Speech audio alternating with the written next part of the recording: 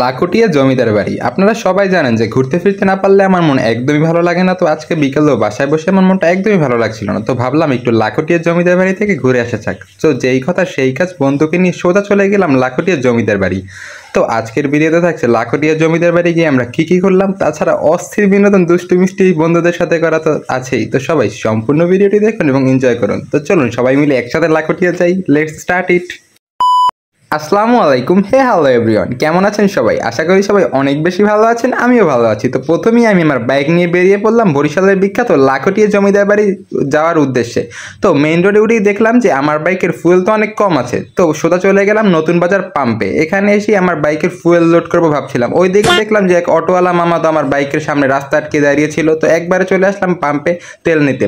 তো মামা আমাকে বলছিল যে হেলমেট ছাড়া কিন্তু তেল দেবো না। তো যাই হোক, এক ভাইয়ের থেকে একটা হেলমেট ধার নিয়ে দেন আমি তেলটা লোড দিলাম বাইকে। মামাকে বলছিলাম যে মামা একটা কাজ করতে পারো, ওইখানে একটা হেলমেট ভাড়ায় রাখতে পারো, সবাই কিন্তু নিবে, ব্যবসা ভালো চলবে। তো পাম্প থেকে বেরিয়ে আমি আর আমার বন্ধু সোজা যাচ্ছিলাম লাখুটিয়া জমিদার বাড়ির দিকে। ওইদিকে আমার বন্ধু বলছিল লাখুটিয়া জমিদার বাড়ি গিয়ে আজকে 2-3টে বিয়ে করে ফেলবো, ওখানে আমার শ্বশুর বাড়ি বানিয়ে ফেলবো। যাই হোক, তারপরে সুন্দর একটা রাস্তা দেখলাম, ভাবলাম যে এখানে থেমে কয়েকটা ভিডিও আর ফটোশুট করে নিতে। আমার বন্ধুকে বললাম আমাকে কয়েকটা ভিডিও আর ফটোশুট করে দে। তো বন্ধু আমাকে ঝটপট করে কয়েকটা ভিডিও আর ফটোশুট করে দিল। তারপরে ওখান থেকে যেতে মনে চাচ্ছিল না, কারণ জায়গাটা এত সুন্দর ছিল। তবে যাই হোক, লাখুটিয়া জমিদার বাড়িতে আমাদেরকে যেতেই হবে। তারপরে আমরা সোজা যাচ্ছিলাম লাখুটিয়া জমিদার বাড়ির দিকে। একবারে রকেটের গতিতে চলে আসলাম লাখুটিয়া জমিদার বাড়ি। এখানে এসে ঢুকছিলাম আর দেখছিলাম আজকে এখানে ভালোই লোকজন, শুক্রবার বলে কথা, শুক্রবার সব জায়গায় লোকজন একটু বেশি থাকে।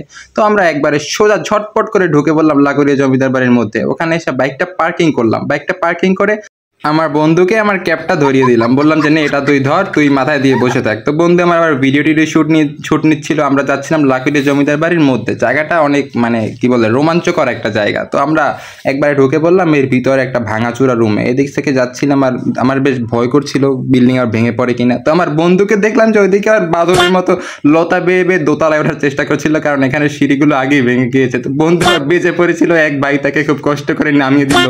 তো আমি আমার বন্ধুকে বললাম কিরে ভাই উপরে উঠবি না? বন্ধু বললো যে না রে ভাই না, এখনো বিয়ে করিনি, এখনো যদি কোমরটা ভেঙে যায় কি হবে আমার। তো তারপরে আমরা আবার ভিডিও শুট নিচ্ছিলাম এখান থেকে। তো দেখলাম যে দুই আপু আবার টিকটক ভিডিও শুট করছিল, তাদের আবার একটু ভিডিও শুট করে নিলাম আমি। তো বন্ধুকে বললাম কিরে ভাই তুই টিকটক করবি? ও বললো না রে ভাই না, চল আমরা এখানে ঘুরি। আমরা আবার এদিক সেদিক ঘুরছিলাম ফিরছিলাম চারোদিকে, দেখছিলাম যে জায়গাটা বেশ সুন্দর লাগছিল, পরিবেশটা বেশ ভালো ছিল, আবহাওয়াটা বেশ সুন্দর ছিল। তারপরে দেখলাম যে এখানে একটা লাখুটিয়া জমিদার বাড়ি সাইনবোর্ড আছে, বাট এটা ছিঁড়ে গিয়েছে। তো আমি আমার বন্ধুকে বললাম এখানে কয়েকটা ফটোশুট করে দে ঝটপট। তো বন্ধু আমাকে ঝটপট কয়েকটা ফটোশুট করে দিল। বাট ওইদিকে মনে পড়লো আমার বাইকের চাবি তো আমি বাইকের সাথে রেখে এসেছি। তো আমরা দৌড়ে এসে দেখলাম যে বাইকের চাবি এখানে। ভাই যা ভয় পেয়েছিলাম যদি বাইকটাকে চুরি করে নিয়ে যেত।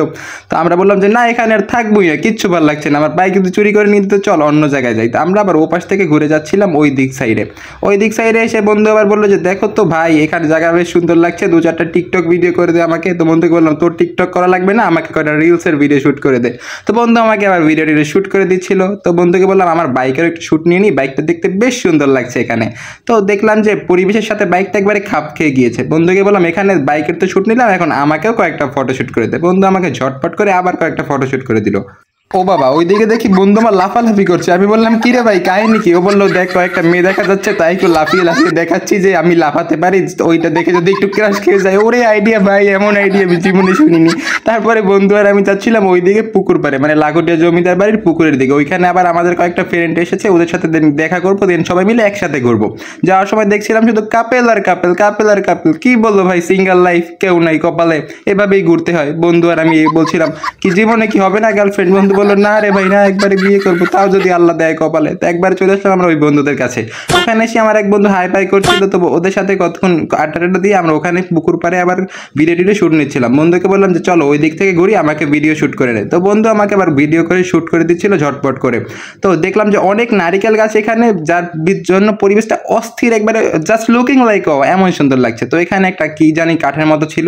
তো এখানে নেমে আমি আবার একটু শাহরুখ খানের পোস্ট, সালমান খানের পোস্ট দিলাম। তো বন্ধুকে বললাম যে শোন ভাই আমাকে আবার কয়েকটা ফটো শুট করে দে, আজকে শুধু আমি ফটো তুলবো আর ফটোই তুলবো। তো অনেক ফটো তুললাম আজকে, আমি তো আজকে ফটো তোলার উপরেই আছি। তো ওখানে বসে আবার সবাই মিলে একসাথে আড্ডা দিচ্ছিলাম। তো ওদিকে যাচ্ছিলাম আবার অন্য বন্ধুদের কাছে, ওদের কাছে গিয়ে বললাম যে কিরে ভাই তোরা কি এদিকে আসবি না? তো আমার বন্ধু সাইমন বললো যে এদিকে ক্যামেরাটা দে, আমার একটু কাজ আছে। তো এটা বলে আমার সাথে কি করলো দেখো।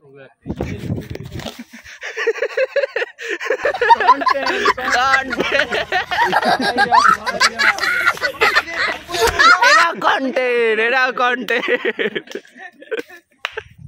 তো আমার তো মেজাজ একবারে খারাপ হয়ে গিয়েছিল। আমি সাইমনকে বললাম, যারা তোর কন্টেন্ট আজকে দেখাচ্ছি, তোর গার্লফ্রেন্ডকে গিয়ে আজকে আমি বলবো তুই এখানে 5-10টা মেয়ে নিয়ে প্রতিদিন ঘুরতে আসিস, দাঁড়া তোর তো আজকে আমি খবর করেই ছাড়বো। তো বন্ধু বলছিল, ভাই এমন কাজ করিস না, গার্লফ্রেন্ড আমার টিকবে না।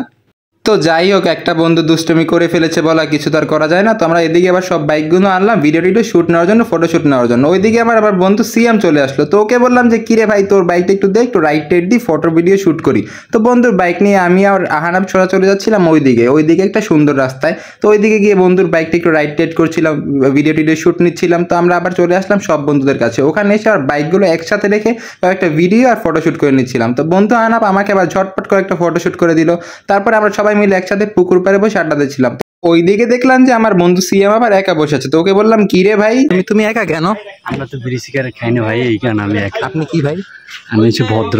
আমি আর বন্ধু সত্যিই খুবই ভদ্র, আমরা এইসবের মধ্যে নেই, আমরা ভালো ছেলে। তো আমরা সবাই আবার ওখান থেকে একসাথে বের হয়ে যাচ্ছিলাম আর বাইকের ভিডিও টিডিও শুট নিচ্ছিলাম। তো ওখান থেকে একসাথে যাচ্ছিলাম আর দেখলাম যে আমাদের বাইকগুলো দেখতে বেশ সুন্দর লাগছিল, বুঝাচ্ছিল যে আমরা অফরোডিং করছি। তো আমরা সবাই একসাথে বাইক রাইড করে যাচ্ছিলাম আর আমাদেরকে আহানা বাবার ভিডিও টিডিও শুট নিয়ে দিচ্ছিল। তো ওকে বললাম, ভাই একটু তুই ভিডিও টিডিও শুট নে। তো দেখলাম যে ভাই পরিবেশের সাথে বাইকগুলো সেই লাগছে, মনে হচ্ছে যে সবগুলো একবারে পরিবেশে খাপ খাইয়ে গেছে। তো আমরা এখানে এসে সবাই মিলে একসাথে আড্ডা দিচ্ছিলাম। ওদিকে বন্ধু সাইমন বলল যে এখন আমি স্টান্ট করবো, দাঁড়াও স্টান্ট করি।